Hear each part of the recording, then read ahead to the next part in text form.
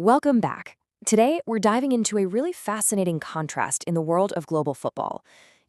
When you reach the absolute pinnacle of your sport and the financial rewards are just astronomical, how you actually spend that cash says a whole lot about what you value.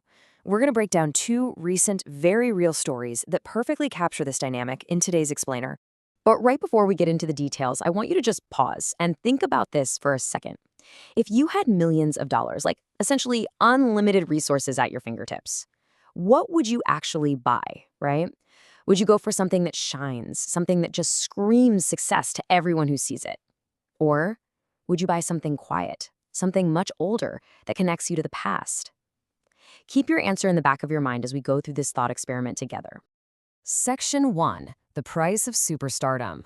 We're diving into recent headlines about two world-famous athletes whose purchases reveal vastly different personal interests.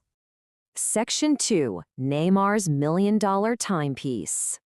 So, to kick this off, let's look at what happens when a global icon steps off the pitch and, well, goes shopping. Recently, Brazilian superstar Neymar Jr. popped into the super exclusive Jacob & Co. boutique in New York City, and he walked out dropping a staggering, mind-blowing price tag, nearly $1 million. Yeah, you heard that right, $1 million. This isn't just treating yourself to a nice little accessory. This is a massive investment in high-end luxury. It definitely grabs your attention, doesn't it? So, what on earth does $1 million actually get you? Well, in this case, Neymar picked up the Astronomy at Dragon and Tiger watch. And wow, this isn't just a watch. It's a literal masterclass in opulence. We're talking about a solid 18-karat white gold base. It's meticulously covered in hundreds of baguette-cut diamonds that, just catch the light from literally every single angle. Plus, tucked right inside this crazy design are these incredibly detailed miniature figures of a dragon and a tiger. I mean, it's basically a wearable, highly exclusive piece of mechanical art. But here's the real takeaway. A purchase like this is the ultimate celebration of luxury and personal reward. When you strap a piece like the Astronomia on your wrist, you're celebrating your own success. You're fully embracing material value and stepping into the absolute highest tier of modern luxury. It's a true statement piece, meant to be seen, admired, and enjoyed as a personal triumph, no doubt about it. Section 3. Haaland's Historic Heritage Gift.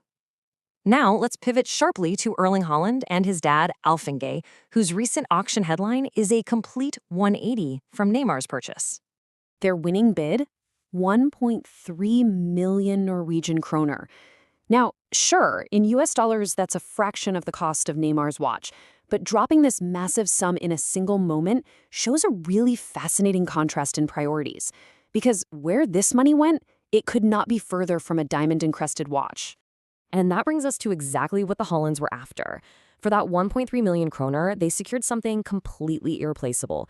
They bought the only surviving copy of the 1594 edition of Snorri Sturluson's Sagas of the Kings. Just think about the weight of that for a second.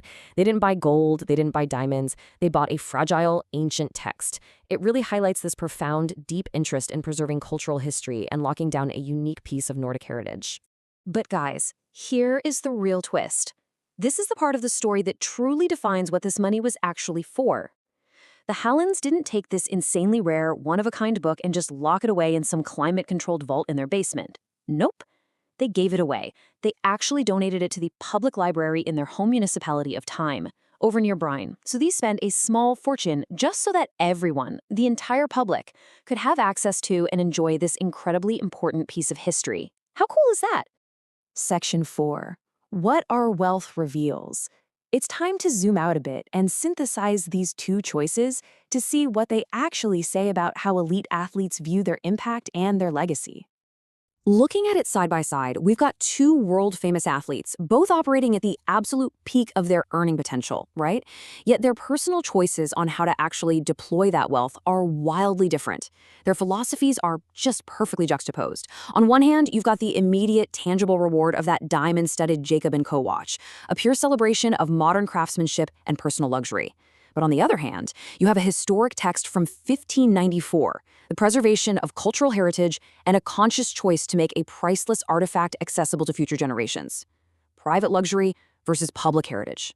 Two completely different ways to leave a mark. Which brings us right back to you, and that question we kick things off with. Now that you've seen how two global icons answered the call of massive wealth, luxury or legacy, which would you choose? If it were your money, would you reward yourself with the absolute pinnacle of modern craftsmanship, or would you invest in preserving a piece of history for the public good? It's definitely a fascinating thought experiment. I hope this explainer gave you a fun, structured look into the incredibly diverse ways that people define value. Keep thinking on it, and I'll see you in the next one.